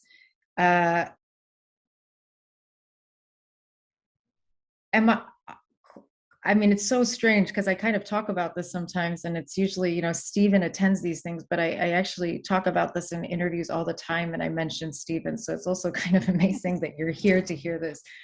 I will say that, like, several years ago when we were actually sitting on his balcony, which is just, you know, right there near him, and I was extremely unhappy. And I think being a migrant, an immigrant myself, moving constantly between places, you know, maybe trying to attach or find to a particular place, and being also taught by my mother that you only, you know, you have yourself, right? And you get to build your own community, and you have that power. And I was working with the work before that really didn't fulfill me.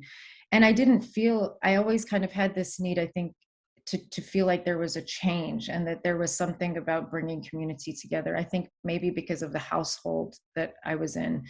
And the job, it was a job. And I think it was important for me to make money, as it is for many people, you know, it's to make money.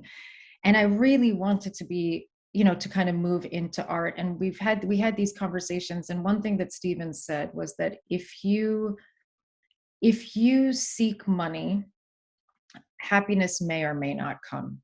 And that was sort of my goal, was to get money, to have a house, that was success.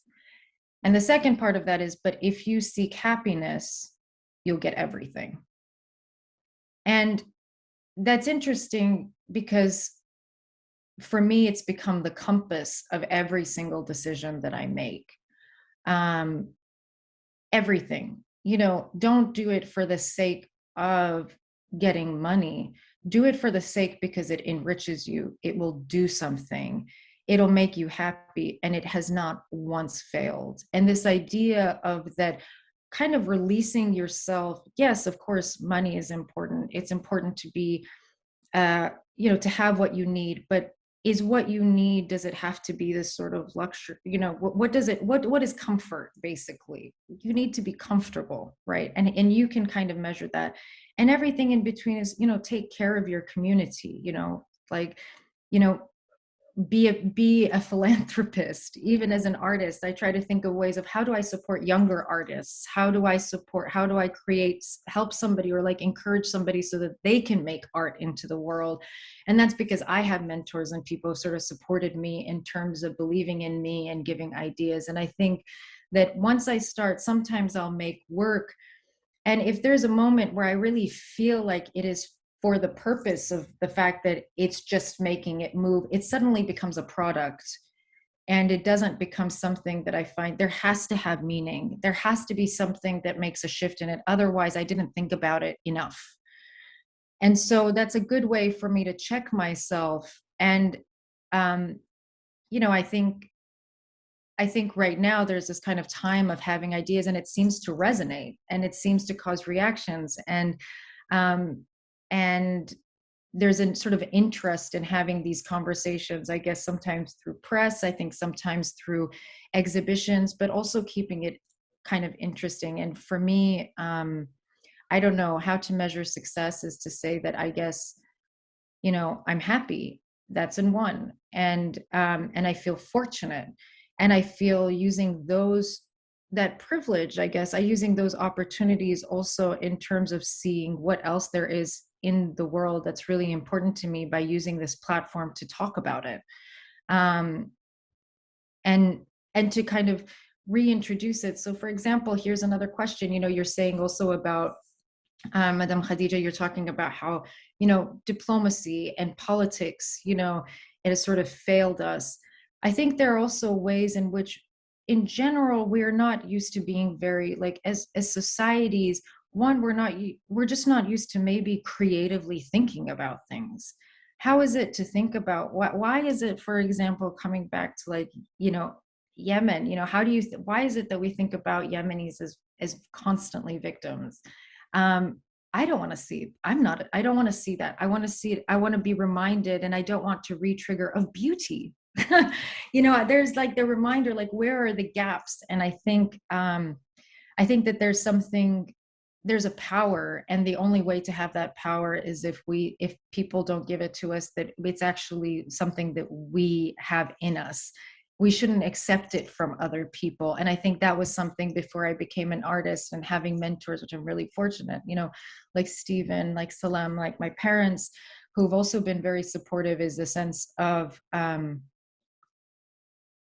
trusting oneself. And that can be very hard. It feels like a risk, but yeah. So support artists in your community. That's what I would say. Thank you. It's in UAE, يعني, I think, thank God, we are in the safe place. It's we have culture, we have culture diplomacy, and I think our leaders they realize it's how the culture it's be cross the border, and we can communicate with another. يعني, when you talk now, it's sometimes you appreciate what is around us, and we see now through the art and through the novels and through literature and through the beauty, we can transfer our language between peace and love, and we try to make people gathering, and then we talk about war, or we talk this. There is fact war, but it's nice also to try to talk another side. We give at least people to breathe and to think how is to be peace, and how we establish peace in our countries without thinking to make divided us. It's your art. It's one of the message they give for us. Thank you. For my language in English, I appreciate. I want to speak in Arabic. It's for me it's much. مرحبا تفضلوا بس أحسن يعني. كمان إن هذا يعني أنا إنجليزيتي مثل عربي مالك يعني ورطتيني اليوم. لا هو ممتاز والله ممتاز. نادية تفضلي. نادية دائما طلبت تلك. تفضلي نادية، عندك مداخلة صح؟ شكرا أسماء، شكرا. Alia, I salute your insightful vision by directing words and their translation in different ways, as highlighted in the Hub artwork, and the variation of emotions involved, like ruh, asl, lutf, tadhiya, ikhlas, etc. This is really amazing. I also salute your passion and your deep conviction that through your arts, you are broadcasting a message of love and peace, because this is the message that reached me. And I will use here the words of my friend Azza at the beginning of the session. She said, you are not an artist, your artwork is a political statement. And I also salute your reflecting your origins in your artworks. Yemen, the Arabic woman, I really admire this in you. I have here one question out of curiosity. When you shared with us your website, there was your name in Arabic and in English, and there were signs under the name. What are they? Oh, that's really beautiful. Of course, shukran, Madam Nadia. That's Masnad, so that is Sabian. And that's the هذيك لغة ملكتنا بلقيس. Okay. And I think there's something about that, because when I graduated, I did my MFA and I finished in 2020, so sort of in the middle of COVID. And this new residency that I'm doing, I've been quite interested also in seeing, you know, when we think about even, you know, a Sabaiyun, like that, they are a part of us. Like it's a part of my blood. If I am from Yemen and it's a part of this long generations and histories, then it's a part of me. And it's considered actually to be a dead language. And I think that's also interesting, as also a child of linguists, what constitutes a dead language, particularly if we have, when you look at, for example, you know, English, French, and Spanish, Latin becomes, you know, it's sort of the roots of it, or even, you know, that Greek, you know, is so much a part of the, you know, like the roots of where we get a lot of our English words. When you think about Arabic, and when I started hearing Sabian, and that we know that, you know, Arabs, if you're an Arab, then you would have come from one of the 7 tribes that is, you know, originated from Yemen. And that's what holds the Arab world, quote unquote, is that we carry a language together, right? That's how it's defined.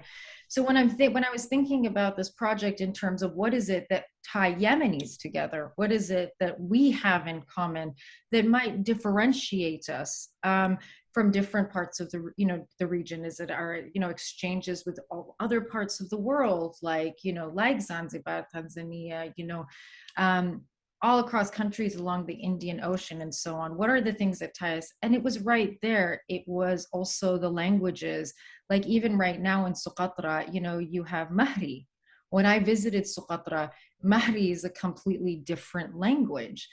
And so that there are all these languages that still exist in Yemen, to me, is really important to also kind of think of how do we not constitute them as dead languages. And in fact, Masnad is not a dead language. We still see it. It's something that I understood particularly fi lahjatna. And so I want to think about subverting that and reviving it. And so for this last residency that I'm doing, I actually learned the script so I can write it and I can read it, but I don't understand it. But if you go to YouTube and you hear it, it's so beautiful. And it's sort of this marriage between Ethiopian and Arabic.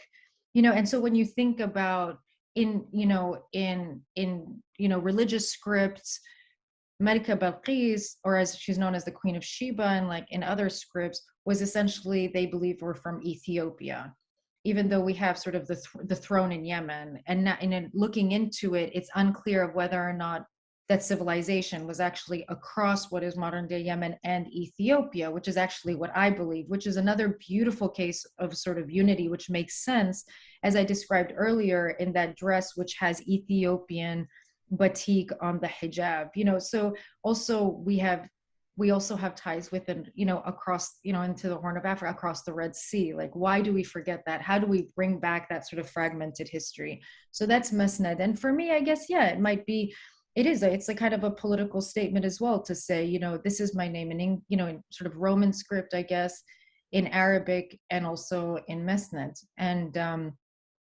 so I kind of like, you know, it's the same where I kind of say it's like Yemeni, Bosnian, US. It's very important. You know, how I define myself is important. And sometimes just by the reflection of what language it is, raises questions. So I'm happy you brought up the question. Amin Ma'louf, he said, the identity where you live. يعني you take your identity the where you are. يعني that's why it's especially you have 3 Bosnian, American, Yemeni, Arab, Muslim. So I think your identity you are. يعني you make your identity. You show your أنت. يعني أنت صنعتي هويتك. يعني ما نقدر نقول الهويات الضايعة، بالعكس أنت قدرتي تجمعين هوية واحدة أنت مقتنعة فيها. في كثير من البنات اللي راحوا برا ودرسوا برا ما حبوا هويتهم. أنت بالعكس، يعني أنت تمسكتي بهويتك وتمسكتي بالجذور، وحاولتي يعني تعرضين الهوية المرأة العربية المسلمة اللي تتقبل الآخر وتعايش مع الآخر، خصوصا اللي يعيش في يونايتد ستيت وفي المغرب وغيره، يعني يقدر يتعايش مع الآخر. أنت رسالة حب أصلا. يعني I think إن لازم تكوني سفيرة للحب، أنت مش سفيرة سفيرة للهوية، سفيرة للمحبة اللغة، كيف اللغة مهمة. يعني حتى لو خليناها صامتة مثل ما حطيتيها باللوحة، بس هي حية بالروح، مثل ما حطيتيها بالروح. العنوان اللي أنت حطيتيه الروح،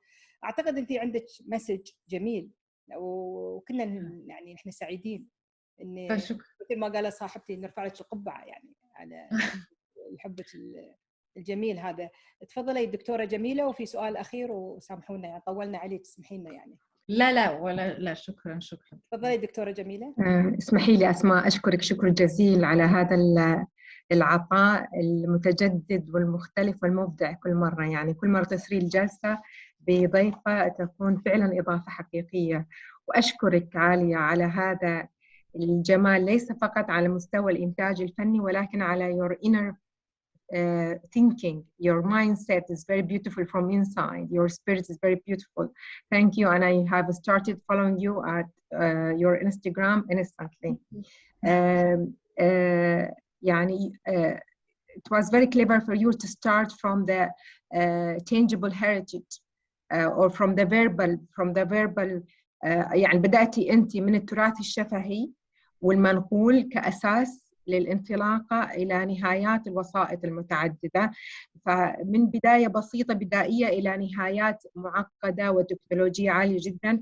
فأنت كأنك مررتي بالتجربة الإنسانية من بدايتها كشفهي كتراث شفهي إلى ما وصلتي الآن إلى هذه الثورة التكنولوجية العالية. فهذه يعني أنا أعتبرها يعني شيء في إبداع وابتكار، وأشكرك عليه. اختزلتي التجربة البشرية والثرية للمرأة من الأساطير والمعتقدات عبر القارات، أوكي، وعبر عقولهم ولبسهم في رسالاتك اللي قالت عليها أسماء. يعني أسماء ركزت على الهوية والرسائل الجميلة اللي كنت بركز على هذا الشيء، فكانت واضحة في hidden messages، وفي مسجات كانت واضحة ومباشرة، وفي مسجات لازم أنت تشرحيها، وفي أشياء لازم أنت تقوليها. يعني الآن أنا شفت في الانستغرام عندك كلمة فلسطين كأنها على شكل مسجد أو جامع أو جوامع، فتحس الكلمة فلسطين مكتوبة بالعربي لكنها تشكل شيء آخر. قيمة، أحس إنه في قيمة كبيرة ومضافة added value للفن والتراث المادي من خلال إبراز ثراء اللغة العربية، من خلال علم المعاني والمصطلحات مثل ما تقولي حب وروح وهذه الأشياء. الصورة النمطية للجذور اللي داخلك اللي أخرجت هذا العمل الفني، أنت متصالحة مع ذاتك. وتحبي جذورك، لكن تريد تغير الصورة النمطية لليمن أو اليمنية، يعني من خلال إنك تبرز الجمال الحقيقي للتفكير والثقافة اليمنية. فهذه في حد ذاتها قيمة مضافة، إنك تحاولي يكون إيمج حقيقية لليمن من خلال الأسئلة اللي أنت تسأليها، ومن خلال هذه الإضافة. عمل مبدع وهنيك عليه. سؤالي هو من خلال مرورك على الأفق والرأسي على القارات والحضارات من اليمن إلى الشرق وإلى الغرب، ما هي القيم المشتركة الإنسانية الإيجابية اللي لا زالت مستمرة بالرغم من التطور التكنولوجي والحداثة؟ في أشياء، أنا ما حسألك عن السلبية يعني، بس أريد أشوف تحسي في شيء موجود مثل ما قلت الآن، السعادة، الحرية أو السلام. هل في قيم مشتركة على مستوى بشريتنا موجودة الآن ما أثرت عليها الوسائط المتعددة ولا التكنولوجيا وإنها دثرتها؟ لا بالعكس، قاعدة إنها تعززها وتقويها وتكون توجدها. شكرا. شكرا لكم، شكرا جزيلا. وبس اشتي افهم علشان كمان هو شويه بالحقيقه العربي حقي لاني اعيش بالخارج، وكمان مع كوبت هو شويه خفيف. فالسؤال عندكم هو ايش الحاجات المختلفه اللي هو كمان What are the common values؟ لا what are the common values that you found them exist between all the cultures and they are not affected or impacted by the technology? Still there are human values, like what are the common or real values you have really touched while you're searching from Afghanistan till going to the east, from the east and the west? You know, that's such a good question. It's such an important question. I think it's something that, I think the reason that becomes a question because I don't think people have the answer to it. And I wish I could say something that would probably be the answer of saying, oh, love. You know, love is actually something very radical, because if it weren't, then there wouldn't be protests. We wouldn't even have questions about who's being harmed in different world, or that there's poverty, or, you know, even in the United States, you know, there's people who don't have water. Clean water, you know, I mean, there's so even that is something kind of different. I mean, I think care, you know, we can say that it's about care, but why is it that we have to fight to care for each other, you know? And I think it becomes for me maybe not so much about what is the end result, which is in terms of what are necessarily the shared values, but more maybe it's a part of my practice in terms of how is it that we reach something that way. And I think it's more about the journey of kind of getting to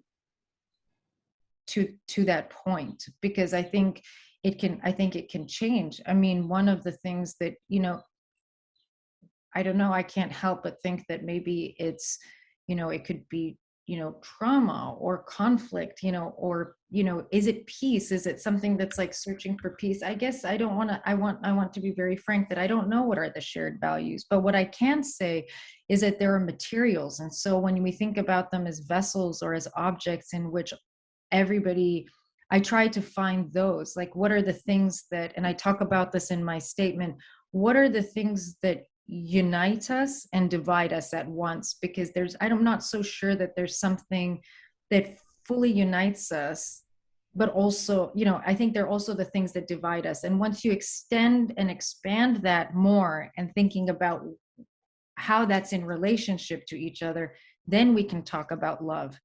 Then we can talk about borders. Then we can talk about textile. Then we can talk about language. Then we can talk about trauma. We can talk about all these, migration. Then we can bring all of these in. And I think that's, you know, that's also where the artist comes in. You know, I'm not even going to, I mean, that's where there's a sort of, or at least how I define myself as an artist, that's where there's like place to fill the gaps, to talk about it, to kind of reintroduce them in different ways. So I hope that answers, that's how I could think how I would answer that question. And I mean, I guess the other thing that there's the common value maybe is that we all really, I fascinate, and now I'm looking at the skies, especially when I'm in Roswell. I just, so that you understand, Roswell is the 6th most isolated town in the United States. There is nothing 100 miles in any direction, which might sound horrible to some people. But of course, you know, for me, there's something about really being separated and detached from cities and from a certain way of thinking, to be able to simply reconnect to ideas, to origin, to thought on your own terms. And one of the most powerful things is the sky, really. And you think about the fact that we've shared it in all of time, that we share that, and there's that sort of beauty that we have. I think that's something maybe that we could share, whether you're, you know, in a prison or in a palace, or I don't know, I'm in Los Angeles and you're, I think, in Dubai, you know, that we can have that thing to share, and sort of the kind of beauty of that. I want to leave this also on a good note, so that's why. Actually, we know your art through Dubai Art, and that's why I think we thank them. At least we know you from the Art Dubai. We saw your painting there, and your textile, and sketch us, and I think it's that's why it's the exhibition, and it's give a chance for us to see many beautiful artists there, and they have a message actually. And they have absolutely, yeah. And there's so many artists from the region, and I think that's something that people always say, oh, as an Arab artist, you know, do you feel like you are actually kind of put to the side? But actually, there's so many also women artists, and one of the reasons for that is because we are championed by women. I mean, when you think about it, the people who lead the art world in West Asia and North Africa are women. So if you think about like the Sharjah Biennial, if you think about, you know, that's Photo Qasim, you think about all of these, there are women who are actually moving that. And I think that that's actually really quite powerful. So, and in terms of, you know, inshallah, I will be also presenting at next year's Art Dubai with my same gallery, Gallery Peter Sillam. So inshallah, you'll be able to revisit it. And I have a few shows. I know Madame Khadija, you were mentioning that you're in Prague. So I have an upcoming show that will be in Paris on September 2nd. And then they'll be at Photo Basel and Art Paris, and then in Frankfurt in November, and then in the Netherlands also in November, inshallah. بالتوفيق إن شاء الله. بس في سؤال مداخلة أخيرة من فاطمة. تفضلي يا أختي فاطمة. السلام عليكم. مساء الخير يا فنانة.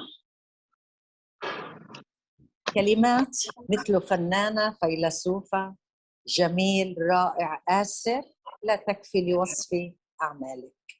كم أدهشني تفصيل أن النساء في اليمن هن اللواتي يصنعن الأقمشة والملابس بأنفسهن. ثم رجعت نفسي أن جميع نساء العالم، لا أقلل من نساء اليمن، ولكن تذكرت ورجعت نفسي أن جميع نساء العالم هن يطرزن ويفصلن ويخيطن ملابسهن. أنا فلسطينية ونساء بلدي. أشكرك لفلسطين ويعني الحقيقة إلقاء ضوء كبير على فلسطين. ونساء بلدي هن فنانات هن فنانات الخلق لملابسنا، هم creators of our dresses. وأيضا في أول زيارة من 20 30 40 سنة يمكن، في أول زيارة لي إلى بلاد مثل قبرص، اليونان، إسبانيا، تركيا، روسيا، تلاقيهم بالحواري يطرزن، صح؟ الشالات وغيرها. النساء هن الخلاقات. فشكرا لأمهاتنا وجداتنا إلى سابع جدة وحتى إلى ملكات أزماننا. عندي ومعروف من صحباتي، عندي شغف بمبدأ اسمه before and after، قبل وبعد. كيف ساعدك أو ساعدك تفردك من خلال فنك الجميل قبل أن تكوني فنانة، لساك كنت تدرسي بالكلية فصرتي فنانة. كيف ساعدك تفردك من خلال فنك الجميل بالاحتماء به من العنصرية ضد أصولك الدينية وهويتك العربية. ثانياً، لحظة، آسفة بس راح شوي، تعقيباً على زميلتي اللي قالت لك إنه بعض اللوحات يحتاج شرح، هل إذا أن من الأفضل أم لا للفنان أن يشرح أعماله للحضور؟ استضاف ملتقانا برئاسة أسماء حبيبتنا المتحف الفلسطيني بفنانته العظيمة سامية حلبي. شاهدنا لوحاتها على الزوم على الشاشة. بعضنا، بحكي عن نفسي هلا، بعيني غير خبيرة بالفن، وبعد شرحها وقعنا في غرامها وأعمالها. لما هلا صورك انا كنت اصور التشات البرزنتيشن وابعثهم لصحباتي، مع انه رح طبعا مسجل الحلقه، لكن لو هلا انت طبعا اعطيتي وسلطت الضوء على بعض الصور، ولكن لو هلا انا كنت عندك في دبي او في اي مكان بالعالم وتقولي لي هاي اللوحه هيك، رح تضلها تزرع مش بخيالي، مخيلتي وبعيوني، حتكون في قلبي. ويعطيك العافيه وشكرا عليا. شكرا أسماء. شكرا واو، شكرا مدام فتنة، شكرا. واو. فأولا أعتقد إنه بس لأجاوب السؤال الثاني، إنه لا، أنا أعتقد إن بعض الفنانين وبعض الفن مش ضروري التشريح، هناك كمان أنواع الفنانين وأنواع الفن. ولكن أعتقد إن في هذيك ليه هو مهم، لأنه هو كمان الشغل، أنا كمان عندي كثير البحث، يعني research اللي يوصل في الفن حقي، ولي هو الهدف هو مش بس لأوري الناس الفن، هو كمان لأكون في حوار معهم. ففي هذاك السبب هو مهم إن كمان حتى لو أنا مش هناك، إن هناك يكون تشريح أو أسئلة. ولهذا السبب الآن لو تروحوا للويب سايت حقي، هو فقط في الإنجليزي، ولكن أنا يعني أخذت واحد يعني لساعدني، هو مترجم، بيكون مترجم بالعربي وكمان بالفرنسي، لأن كمان هذه في واحد نقطة آخر، إن لما نشوف مع الميديا it's also هو مهم إنه يكون عندك ليه هو it's important to also be in control of my own narrative, and for that reason تفهموا هذا يعني إن yes you understand yes yeah exactly that there's something.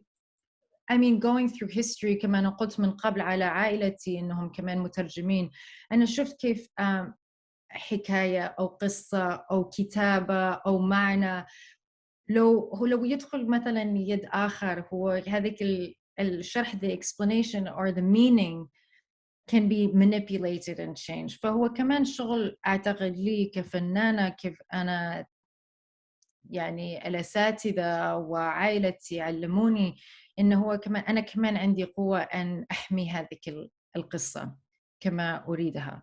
فأنا أفعل كمان كثير الشغل، حتى هو مش ضروري، مش حاجة حتى كبير يعني بحال هذا إنه يكون the Abu Dhabi International Book Fair، حتى حاجة صغيرة. اليوم كان عندي واحد IGTV، هو كمان مهم لي كثير، لأن يعطيني هناك فرصة لأتكلم like I make myself available and accessible. وبعض الأحيان أعتقد فنانين كل واحد نفسه they can do it themselves, but for me it's important to be accessible actually ولي أشرحها. فهناك فن مختلف.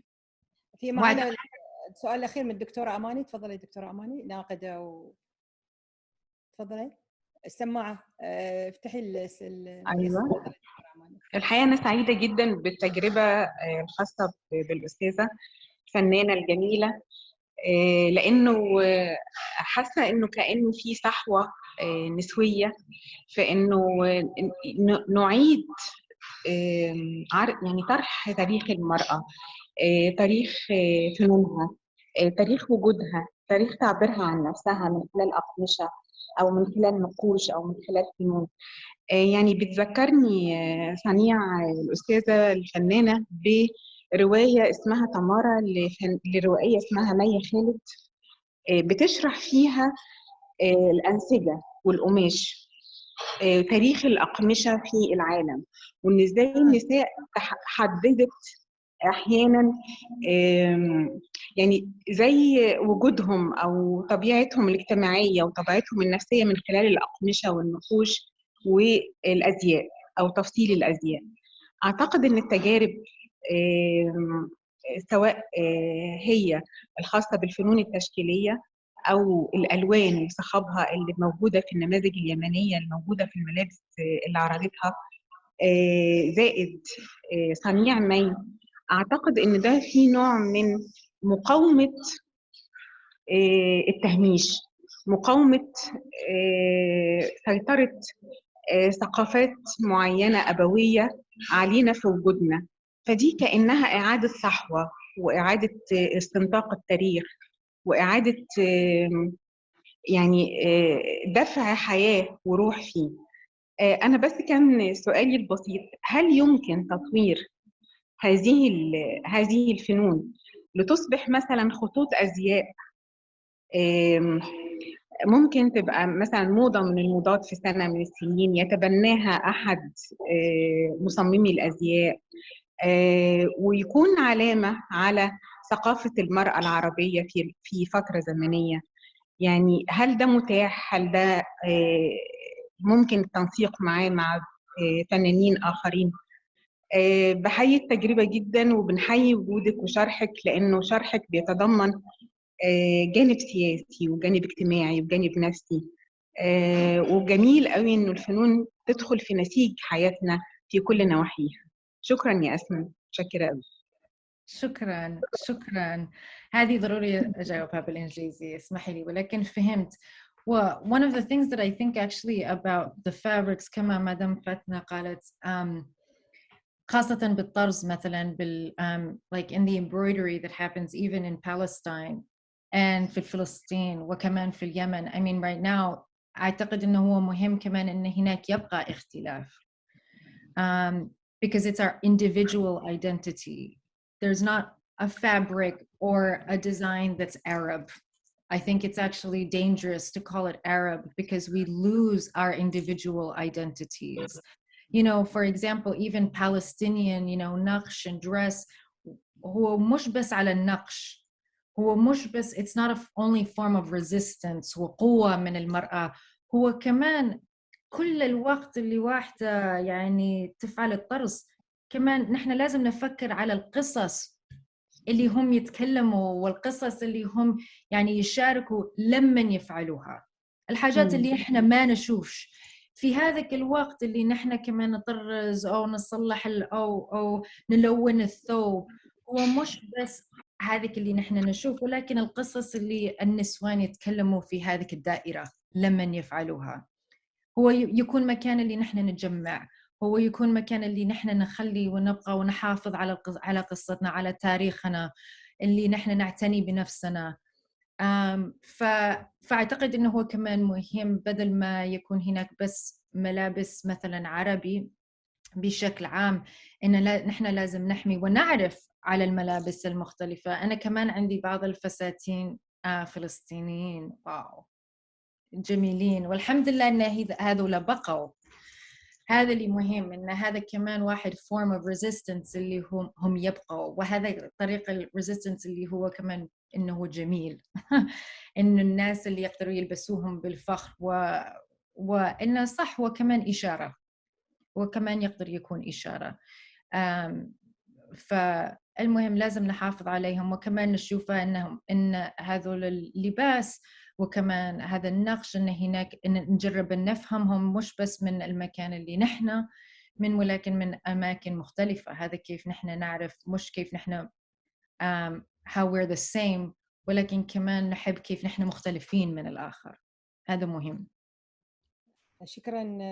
سامحوني على الأسئلة الباقية، احنا طولنا على بنتي سميتك عليا، وما شاء الله عليك، يعني صغيرة في السن بس كبيرة في العقل، وعندك هدف، وهدف جميل جدا. إن في اللوفر أبو ظبي في واحدة فنانة سعودية اسمها مها لحوح، اسمها يمكن غلط الفضة، الطناجر البوتس، يعني قصص النساء لما هي تطبخ. يعني أنا لما شفتهم ما فهمت، بعدين لما قعدت مع الارتست فهمت إن هاي قصص نساء يعني لما كانوا يقعدون مشاكلهم قصصهم، وهذا هيريتج من عائلة لعائلة. يعني في أشياء كثيرة في حياتنا لها قيمة ومحافظة عليها، ومثل ما تفضلتي أنت المهم أن نحكي قصصنا، وهي من خلال الحكاية نقدر نحن نفهم بعض ونعرف بعض، من خلال الأرشيف نقدر بالضبط. نحافظ على تراثنا، مثل ما اللي فازت في جائزة الشيخ زايد للأدب إيمان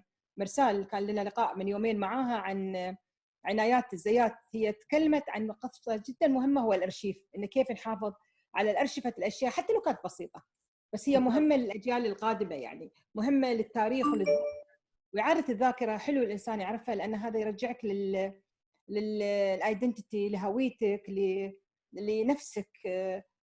أنت عندك موجود والخيار لك، بس أنا أخليها محفوظة، والإنسان هو يختار مثل ما تفضلتي، يحاول يحافظ عليها أو يحافظ يشوفها ويروح عنها.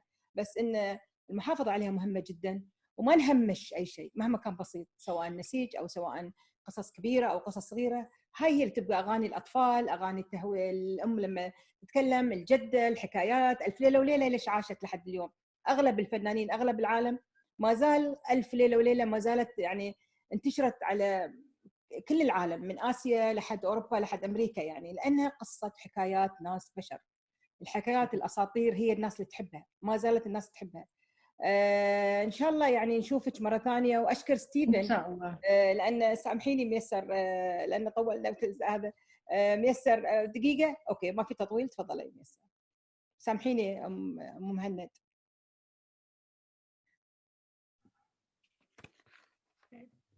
تساءلت كثيرا حتى وجدت الإجابة عندما شاهدت لوحاتك الجميلة، ولكن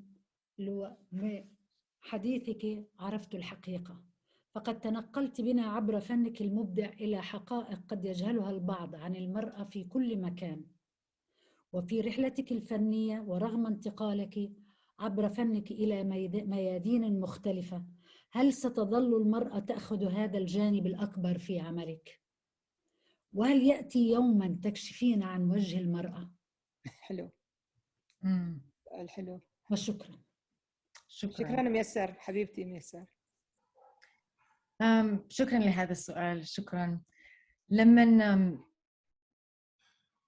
هو مش بس على، بالحقيقة نعم أنا قد فعلت واحد سيريز اللي فعلتها اسمها Under Thread. هو أول مرة اللي اكتشفت أن كثير من هذول الصور هم كمان نعم هم ناس آخرين، كما قلت أنهم نسوان رجال، ولكن كمان نفسي. وفي هذاك الشغل هو كان بداية الشغل فين هو كان يعني صعب جدا جدا، وهو كان يعني حوالي يعني 3 أعوام من الحرب في اليمن، وأنا أنا فتحت وجهي فيها إن في هذا الطريق مع كيف هو إن الثوب حاجة اللي لو ما عندناش الثوب، لو نحن نشوف الثوب ونشوف الزرابي ونشوف الألوان كثقافتنا كتاريخنا، إيش يحصل لما الثوب والألوان يروحوا.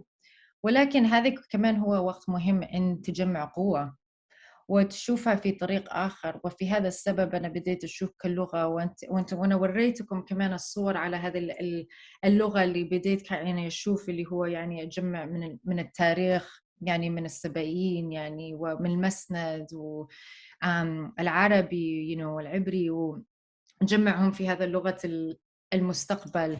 وأعتقد أن هذا كمان فين القوة.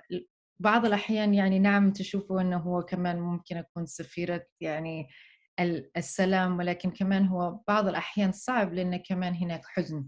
وهو هذاك الوقت هذا ليش هو مكان الاستوديو والفن، هو أصلا مكان فين هذاك الحزن يقدر يتغير لقوة يعني، ويتغير لهذه الأسباب اللي نقدر نتكلم مع بعض يعني عليها، ونكتشف فين هو الجمال وما نعيش في الغضب والحزن. واعتقد الان انا كمان بديت افتح، انا بس ما افعلش بس الصور، ولكن كمان اشتغل نفسي على الثوب، اشتغل على الحيوط، ارسم، افعل كمان الفيديوهات. الان واحد فيديو اسمها مهجر، هو في ارت ريفيو، تقدروا تشوفها على الانستغرام حقي. فبديت كمان افتح لانه في البداية بس كنت بس أفعل التصوير، ولكن الآن فكرت إن أقدر يعني كلها أقدر أشتغل مع حاجات مختلفة. لكن هو مش مهم. هذه كمان حاجة آخر بس بقول، لما أنا رجعت وجدتي باقي كانت عايشة الله يرحمها، كان في 2008 لما رجعت لليمن، وأنا فعلت واحد فيلم، كنت أفعل فيلم على جدتي. وجدتي ما كانتش تتنقب ولكن كانت تتحجب، وانا لما جيت لعندها انا قلت اوكي هذا الفيلم بيكون عنكم، واشتي ارجعها لامريكا واوري كل واحد عنكم اوكي ايش تعلمت منكم وكل هذا. وهي قالت لي ليش؟ هذا حياتي، انا مشتيش حياتي يكون قدام كل واحد، هذا كمان شغلي، it's my privacy. ليش اعطي كل هذا لحقي بس لتوري الناس ان نحن مش ارهابيين، اللي نحن عندنا، نحن ناس السلام ونحن عندنا العلم حقنا، وليش لازم توري وجهي؟ وريهم كل حاجة آخر. وهذه أصلاً تغيرت، كيف هو مش مهم كيف نحن مختلفين بعيوننا أو لوننا أو اللغة اللي نحن نتكلم، إيش مهم الحاجات اللي نحن نخرج بيدينا، بعقلنا، بالخيال حقنا، بأحلامنا. هذا هو اللي مهم، مش كيف نحن مختلفين، كيف نشبه مختلفين، ولكن كيف الحاجات اللي كيف نحن نفكر. فلو هو مهم نوري من هو وراء الثوب، ما أعتقدش هو مهم أن يعني أشرح إيش القدرة، إيش نقدر نفعل بها بيدينا. أتمنى لك التوفيق والسعادة والنجاح، وشكرا قبلتي دعوتنا، وشكرا لحضورك معنا، وشكرا لثقافتك العالية، وشكرا أن تمثلينا نحن كنا كنساء بصورة جميلة. وأشكر الحضور وعلى صبرهم معنا أسبوع كامل، وأشكر معرض كتاب أبو ظبي الدولي على تحت الفرصة أن نكون جزء من المعرض الافتراضي، العالم الافتراضي معاهم، وهذا كان تجربة جميلة معاكم. واسمحوا لنا على التطويل وعلى التقصير، وإن شاء الله نلتقي في الأيام القادمة، وحياكم الله وأهلا وسهلا فيكم. مرحبا. شكرا. Thank you Stephen too much. يعني he's the bridge between us and Alia.